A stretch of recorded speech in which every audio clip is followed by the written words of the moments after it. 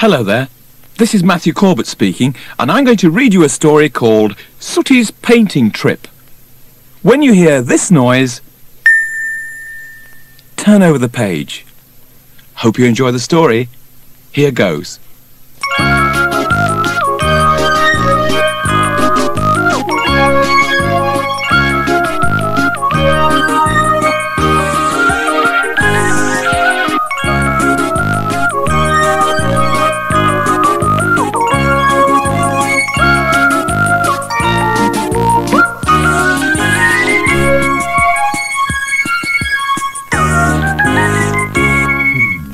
Sooty, Sweep and Sue were in the garden making a dandelion chain.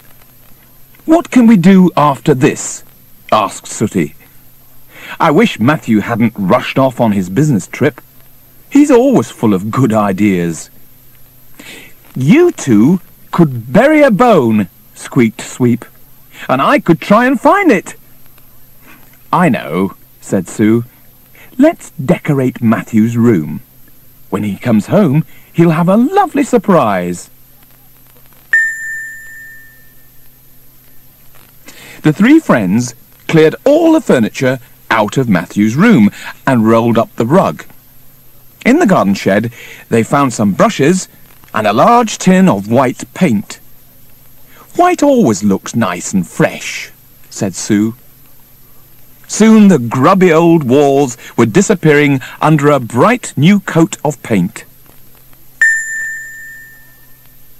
At last, the walls were finished.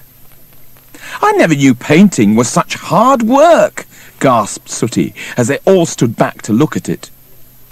"It's certainly bright," said Sue. "And very clean," squeaked Sweep. "Clean as a squeak whistle." "But isn't it just a bit—" began Sooty, and the three friends finished his sentence together. "Boring."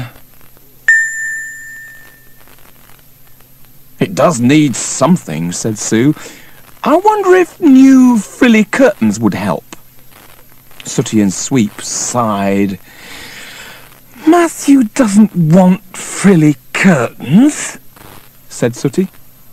"He'd much rather have a large mirror for practicing tricks in front of." Sweep disagreed.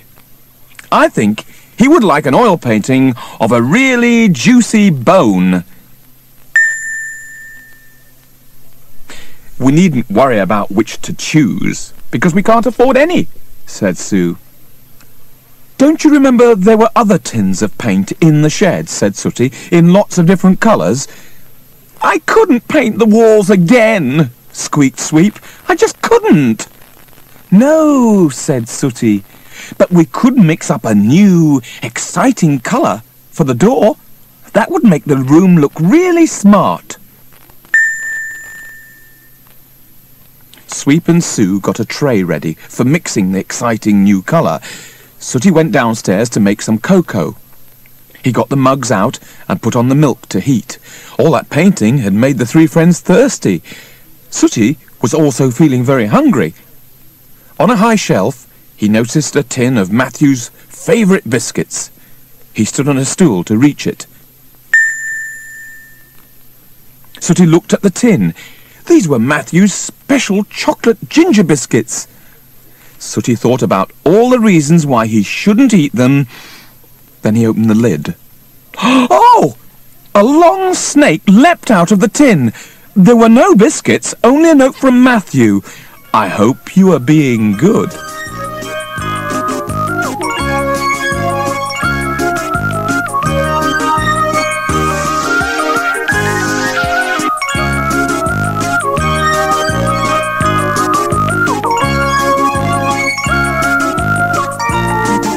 When the music stops, turn your cassette over. That's the end of side one.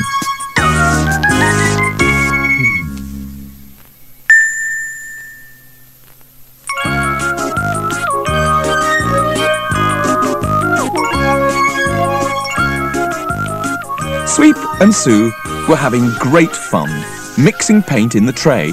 They dabbed different colours onto the door to see how they looked. Sue painted small flowers and bows. and a smudge that she said was a butterfly. Sweep dabbed on brown and blue and green and yellow. He said that his were just dabs, but they all looked very bone-shaped. Sooty carried a tray carefully upstairs. He had made the cocoa and toasted and buttered some tea cakes. The smell was delicious, wafting up to his nose. But all that Sweep and Sue could smell was paint. They were so busy that they had forgotten all about Sooty, but no one could forget about Sooty for long. Sooty was trying hard not to spill the cocoa. He was glad to see that the door was open, so he did not have to put the tray down to open it. He marched into the room, tripped on the rolled-up rug on the other side of the doorway, and went flying up into the air. The tray went flying off in another direction. When he came down, Sooty landed with a soft, squelchy sound, right in the tray of paint. The tray of paint took off under his weight, and, as if he was on a sledge, Sooty began to career across the floorboards. Sweep and Sue stopped trying to catch buttered tea cakes. They watched in horror as the tray of paint, with Sooty in it, gathered speed. Faster and faster it went towards the opposite wall. Sue couldn't look and covered her eyes with her paws. But at the last minute, Sooty lay back in the tray and put out his paws, braced to land against the wall. Sooty came to a full stop with his forepaws against the wall. Sweep and Sue rushed to help him up. "What a fright! What a fright!" squeaked Sweep. "Are you all right?" asked Sue. "Yes, but I've messed up the new walls," said Sooty. But when they looked, they saw that he had made 4 bright paw prints, which looked like a beautiful pattern. The paw prints looked so good on the wall that the 3 friends decided to repeat them all over the room. "I don't have to do them in the same way, do I?" asked Sooty breathlessly. "Of course not," said Sue. "I can't wait to try some of my own." They had great fun making paw prints all over the walls. When they had finished, the room looked wonderful. "It certainly doesn't look boring anymore," said Sue. "No," agreed Sooty, "and I know Matthew will like it because we've done it ourselves. It's as if the room is saying something. It's saying..." But Sweep's ears were swinging excitedly. "I know what it's saying," he squeaked. "Welcome home!"